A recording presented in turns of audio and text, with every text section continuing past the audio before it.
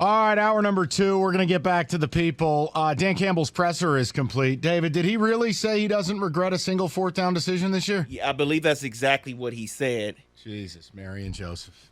This guy really is lionized. I got to tell you something, too. Guys, you can say whatever you like, rebuild, not. Guys, the league allows for rapid improvement.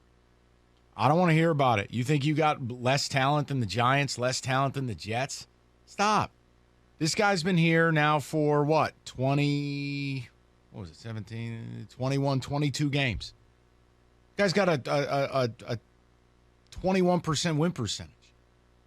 And you're staring down the barrel of a gun at potentially 3 playoff teams between the Cowboys, the Dolphins, and the Packers. You think if you're 1-7, a year and a half in, following 3-13-1, guys, at a certain point, results matter. Mike, I said it in the break. If you're looking at 1-7, then you may be looking at that Thanksgiving Day game as a chance to part ways. No. Yeah.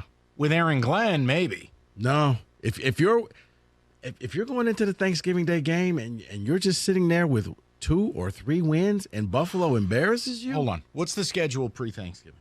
Can you pull that up? Yeah, let me pull that up for me. There we go. Because Dallas coming out. Hold on. So let's go with presumed.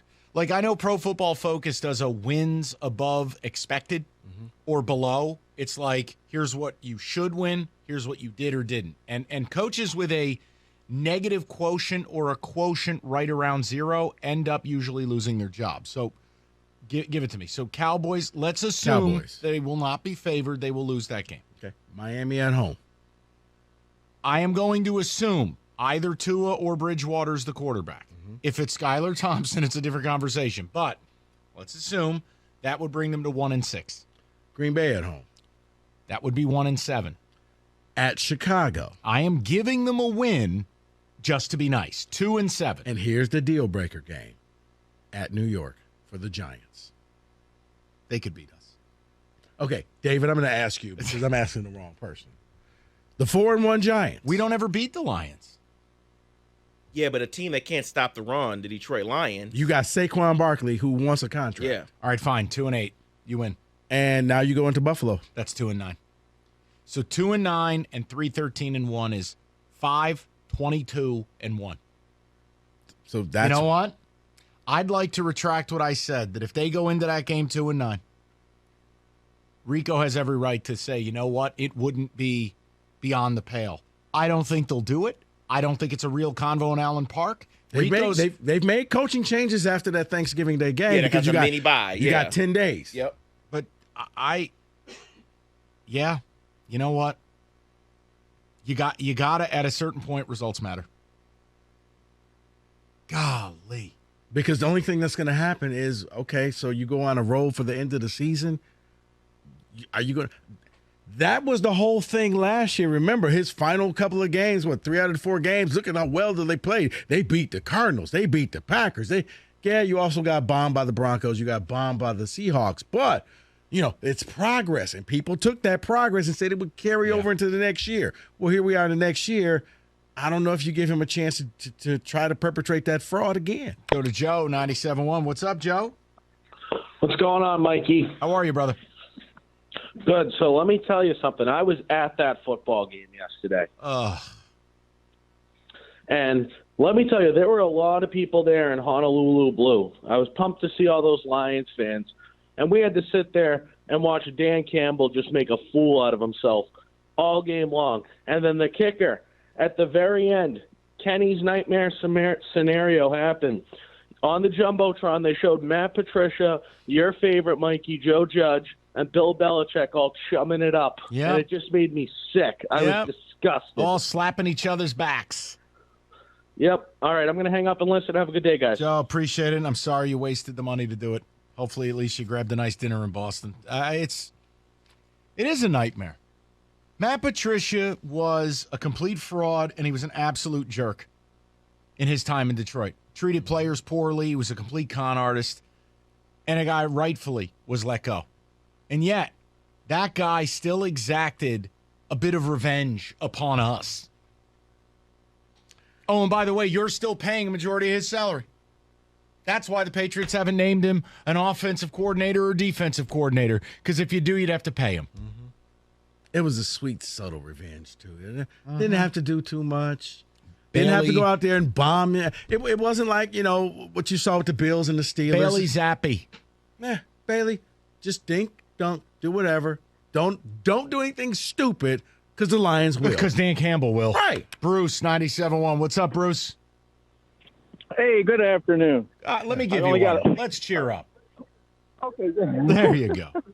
Well, as I told the screener, I'm trying to lower everyone's blood pressure in southeastern Michigan that cares about the lie downs. Okay? I gave up on them 40 years ago, all the way back in Greg Landry time. And it's been one of the best decisions I ever made. How long would people stay in a relationship with, a wife that was breaking your heart? 2 years, maybe? Roberto? These people are in it for 50. That's a flag. So it's like, wait a minute. It's like putting your hand in a blender. Oh, that really hurt. I think I'll do it again, see if the switch doesn't work. Well, it's working all the time. It's the same thing.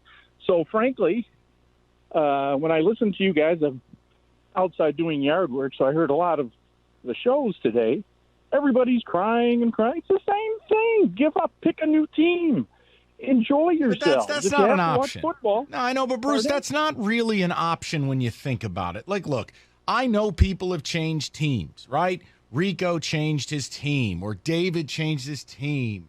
I get it, but that's not possible for most people. It's not. You grew up with them. And I'm a Michigan fan. I've called in before. Right. But I was at the end of my rope. I gave it all the way till the last year of Brady Hoke and Dave Brandon. And if they came back, I was done with my season tickets that I've had for 35 years. It's like, okay, I can't. Why am I doing this? Well, I think quality of life does kick in. Right, you can do other things with your time. I'm just making a point. We take these calls every time there's one of these and look, this was a referendum game for Dan Campbell.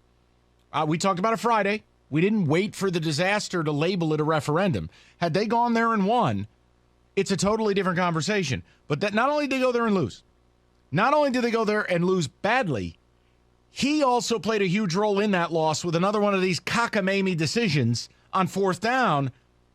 It's a referendum. We have a problem here. This guy is a problem. And any of you who still support him, ask yourself, why do you still support him, and do those reasons have anything to do with football? I'll tell you, his greatest blessing right now is that he's not a minority coach. I'll just go out and say it, because I'll tell you right now, if he happened to be of a different persuasion, the way the NFL treats minority coaches, this dude would have been clipped. Steve Wilkes on line one. I'm serious, dude. I mean, it's this guy is getting away with this because I'm hip, I'm cool, I'm a wrestler, I do too. Well, and it's like, dude. Look, if you want to go to that far, then he wouldn't have gotten the job, because they would have said, "Oh, I'm sorry, you have zero experience." You're right on every account. I'm making a point. I get what you're saying. When people still want to defend this guy, it has nothing to do with football. No. It has everything to do with, he can bench a truck and bite kneecaps and space helmets. And did you see how he drinks his coffee? Oh, and he cried, and he's tough. And it's like, none of those things have anything to do with football. And there's the helmet he had on last year during the press conference. And none of it has anything to do with football. But hey, don't forget, Eric Bieniemy can't interview well. I'm just going to sip this. What is that? Is that Kermit gif when he's sipping tea or whatever it is? Let's go to Jay in Westland. What's up, Jay? Gentlemen, how's it going? Hey, Jay. Tremendous. Yesterday was it. I've been a Lions fan since birth, literally. I was wrapped in a Lions blanket, so I was cursed from the day I came out. You poor thing. Yes, yesterday was it. I will not watch another game if this guy is on the sidelines. I've seen better coaching decisions at a girls' volleyball game. It's horrible. He doesn't know how to manage the clock. The 4th and 9, that was it. Down 6-0, and you pass on making it 6-3.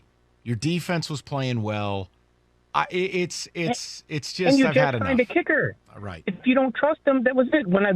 Honest to God, yesterday I went and helped cater a woman's baby shower Oh my. after the 4th and 9. I was like, I'm done. I can't watch another one. I had my DVR to record. I canceled all upcoming. I'm done. I can't. This team, it doesn't matter. Everybody wants to blame management, No. It's this team. It's just this team. That's it. This is what the city of Detroit obviously deserves. No, Because we will keep supporting it, and we keep throwing our money at them, and we keep buying the stupid jerseys, and, oh, wow, the Lions got a new eyeball and teeth. Who cares? They ain't Well, got I'll tell teeth. you, I'll tell you what, something. Jay? I will say this. I do wonder if you go out and lose to Dallas, what that crowd's going to look like. Well, and you know part of the reason Matt Rule got fired? Obviously losing. But Carolina, the attendance had fallen through the floor. Carolina had played in front of an empty stadium 2 weeks ago. And they But played we won't do that here. Well, We won't do that here. We will keep, look at Jay, the Tigers. I can only make your point crystal clear that if people go and keep selling it out and making it a great home environment, ownership doesn't make moves. I'm telling you, first of all, David Tepper, who owns the Panthers, is the antithesis of the Fords. That is a New York hedge fund cutthroat maniac. And whenever you say that, I always hear there's no easy way out. I know it's a different person, but I always hear that. David Tepper. First of all, that's Robert Tepper. I know. And I that's said, disrespectful. No, I'd say they whenever brother? I hear that, though, I always just hear that song now in my head. No problem. I'll say it plenty more. Any chance we get to play that 80s classic. But seriously, fans stopped showing up. There were more Niner fans at that Carolina game yesterday than there were Panther fans. And they lost, and that was it. Look, I'm not telling you to fire Dan No, you Campbell can hear it now. in the crowd. Yeah, you can hear the crowd. Right. Yeah. I'm not telling you to fire anybody right now. I'm making a point to you that you need results and you need them fast, because at the end of this year, Rico's nailed this. If you sit here and this dude's record is like 2-8 going into the Thanksgiving Day game. 6-26-1. No, you cannot carry that message to a third year.